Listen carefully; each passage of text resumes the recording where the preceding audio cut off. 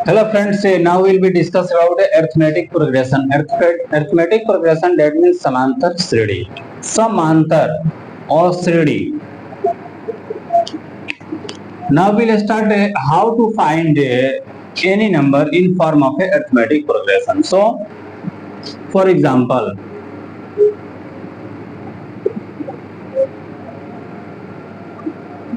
2, 4, 6, 8, 10. इसको हम अरेंज किए हुए हैं इस नंबर को 2, 4, 6, 8, 10 और इसका जो अरेंजिंग हुआ है वह नंबर जो है क्या हो रहा है, बढ़ रहा है. तो यह सीक्वेंस भी हो गया हमारा, ठीक है. और 2, 4, 6, 8, 10 जो है यह एक टर्म भी हो गया हमारा, ठीक है. नेक्स्ट ये हो गया फर्स्ट टर्म, ये हो गया सेकेंड टर्म, ये है थर्ड टर्म, ये हो गया फोर्थ टर्म, ये है फिफ्थ टर्म. अब ये अरिथमेटिक प्रोग्रेशन में है या नहीं उसको हम कैसे फाइंड करेंगे, हाउ. इसके लिए एक कंडीशन होता है कि second term minus first term. इसके बाद में बताऊंगा कि इसको कहते क्या है. Third term minus second term, fourth term minus third term. अब इसमें सेकेंड टर्म हमारा क्या है, 4 है, माइनस फर्स्ट टर्म क्या है, 2 है. ये माइनस करेंगे तो क्या मिलेगा हमको, 2 मिलेगा. Then after third term is 6 minus second term 4 is equal to 2. Next fourth term is 8 minus third term is 6 is equal to 2. मतलब ये हुआ कि ये जो टर्म हम second term minus first term, third term minus second term, fourth term minus third term, fifth term minus fourth term, एक term को जो जब हम माइनस करते हैं और जब उसका डिफरेंसेस अगर सेम आ जाए, ये सबका डिफरेंसेस क्या है, सेम है, तो यह नंबर हमारा एपी में होगा. यस, यह एपी में है. अब ये पता हम कैसे करेंगे कि इसके बीच जो डिफरेंसेस कर रहे हैं उसको हम लोग कहते क्या. कभी भी second term minus first term, third term minus second term, fourth term minus third term अगर कर रहे हैं तो इसके बीच जो हम डिफरेंसेस कर रहे हैं इसका एक शॉर्ट नाम है जिसको हम लोग कॉमन डिफरेंस भी कहते हैं. ये हमारा कॉमन डिफरेंस हो गया. शॉर्ट में इसको CD भी कहा जाता है, इसको D से डिनोट भी किया जाता है, ठीक है. अब यहाँ पे एक सवाल आएगा कि क्या सब नंबर का अगर डिफरेंसेस सेम हो तो वह एपी में होगा. यस, वह एपी में ही होगा. उसके बाद अगर इसका डिफरेंसेस डिफरेंट आ जाए, जैसे किसी नंबर को 1, 3, 7, 6 कर दिया या 8 कर दिया, तो यहाँ पे 3 माइनस 1 करेंगे तो क्या मिलेगा हमको, 2 मिलेगा. 7 माइनस 3 करेंगे तो क्या मिलेगा हमको, 4 मिलेगा. क्या यहाँ पे डिफरेंसेस सेम है, नहीं है. तो इस चैप्टर में कभी भी अगर अरिथमेटिक प्रोग्रेशन के बारे में अगर बात किया जाए तो हम ये कहेंगे कि इसके बीच का डिफरेंसेस अगर सेम नहीं है तो यह कभी भी अरिथमेटिक प्रोग्रेशन में नहीं होगा. और जब ये अरिथमेटिक प्रोग्रेशन में नहीं होगा तो इसके बाद हम कोई प्रक्रिया इसका नहीं कर सकते हैं. नेक्स्ट इसमें देखेंगे हम लोग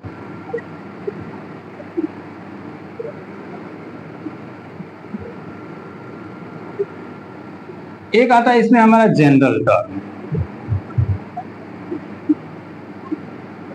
ये जनरल टर्म क्या है, जैसे A लिखते हैं, A प्लस डी लिखते हैं, A प्लस 2D लिखते हैं और A प्लस 3D लिखते हैं, डैश डैश n टर्म तक हम लिखते हैं. देखते हैं कि ये एपी में है कि नहीं है. तो सेकेंड टर्म जो है वो हमारा A प्लस डी है, तो second term minus first term, यानी कि माइनस A से प्लस A कैंसिल हो जाएगा तो हमको क्या मिलेगा, B मिलेगा. A प्लस 2D माइनस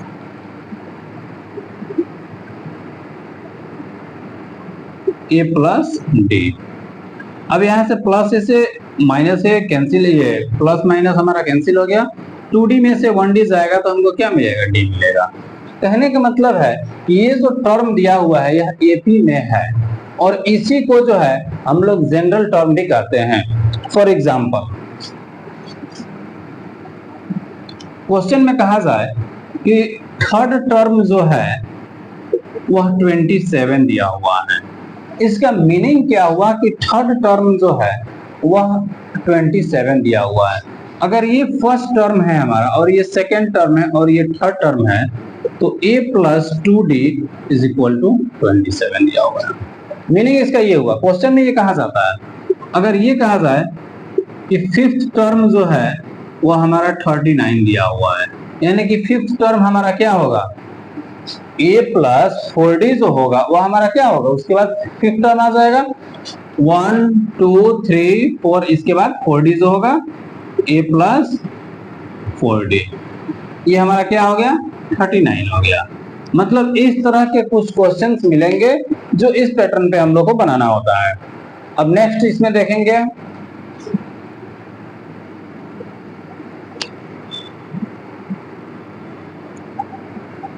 ये हमारा जनरल टर्म था। अगर a इज इक्वल टू हम 0 पुट करते हैं तो a प्लस d बराबर क्या मिलेगा हमको? d मिलेगा। अच्छा, a प्लस 2d में जो है अगर यहाँ पे हम अब d जो है a के लिए वैल्यू अगर 0 करें तो हमको यहाँ पे क्या मिलेगा? 2d मिलेगा। अच्छा, एक कंसेप्ट हम लोग देखते हैं कि tn बराबर a plus n minus 1 into D. ठीक है, इसमें हम n को हाइड कर रहे हैं कि n इसमें हम नहीं देखा। इसमें if a is equal to 0 है तो यहाँ हमको मिलेगा d, यहाँ पे क्या मिलेगा? 2d, इसके बाद क्या मिलेगा हमको? 3d, इसके बाद क्या मिलेगा? 4d मिलेगा। चलिए अब इस कंसेप्ट पे हम लोग आते हैं। अगर यहाँ पे n इज इक्वल टू अगर हम 0 ले तो t0 is equal to a plus 0 minus 1 into d हो जाएगा, यानी कि a plus minus 1 into d हो जाएगा, यानी कि a प्लस माइनस डी मिलेगा हमको। यहाँ पे अगर n 0 करते हैं तो अगर ऐसा क्वेश्चन आ जाए कि if n is equal to 0 है तो tn का वैल्यू जो होगा वह क्या होगा? n मतलब क्या है कि जो tn जो दिया हुआ है नंबर्स ऑफ टर्म को ही हम लोग tn कहते हैं, तो ये tn जो है वह हमारा अगर 0 हो रहा है तो यहाँ पे वैल्यू हमको a प्लस माइनस डी मिलेगा, यानी कि a माइनस डी हमको मिलेगा वहां पे। क्लियर है? अब इसी में जो है अगर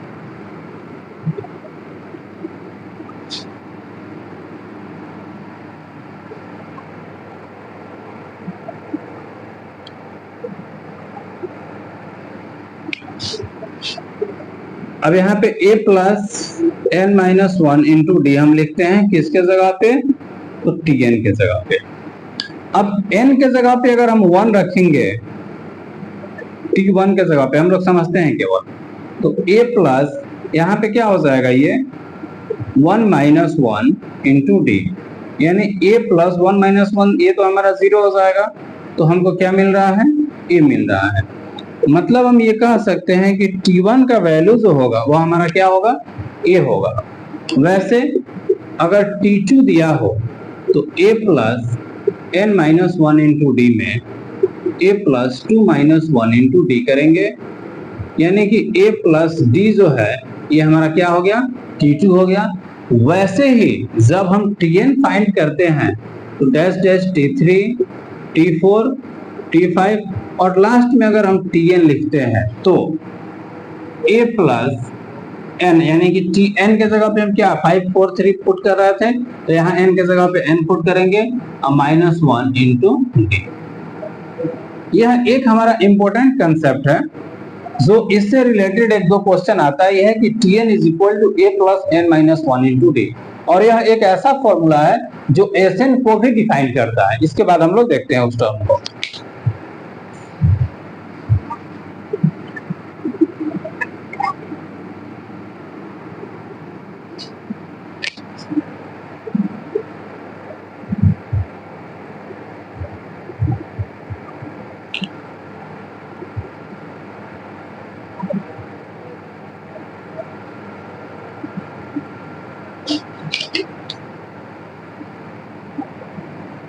एक क्वेश्चन करेंगे हम लोग, एनसीईआरटी का एक क्वेश्चन है कि which of the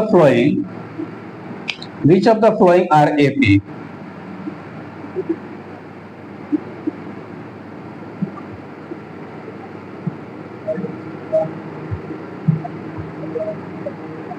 which are the following in AP.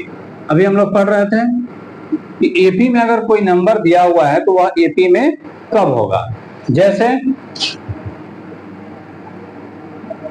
पहला क्वेश्चन है 2, 4, 8 और 16, ये एनसीईआरटी का क्वेश्चन है।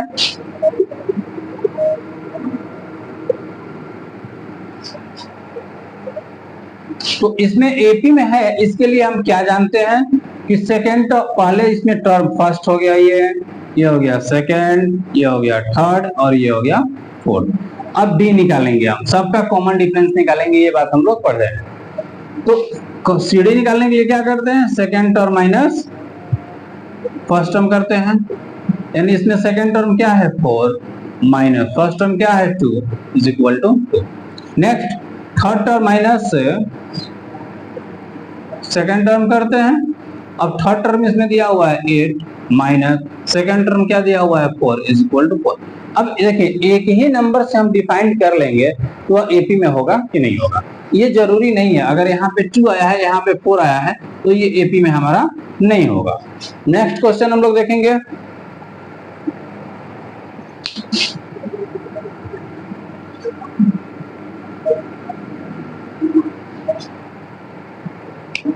एक रूट का क्वेश्चन है, उसको हम लोग समझेंगे। 3, 3 + √2, 3 + 2√2, 3 + 3√2, क्या यह एपी में है या नहीं, इसको हम लोग देखते हैं। ठीक है,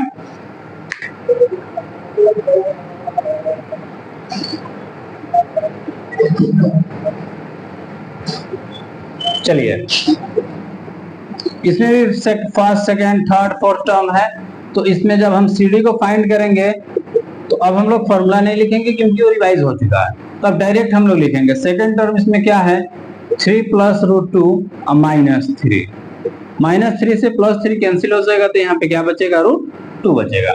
नेक्स्ट 3 + 2√2 -3 + √2, अब ये -3 से +3 कैंसिल हो जाएगा, यहाँ पे 2√2 में से एक √2 चला जाएगा तो कितना √2 बचेगा, ओनली 1 √2 बचेगा। तो ये √2 यहाँ भी आ रहा है, ये √2 यहाँ भी आ रहा है, मतलब कि यह जो है हमारा एपी में है। इसके बाद वाले वीडियो में हम लोग नेक्स्ट इसका टॉपिक हम लोग डिस्क्राइब करेंगे।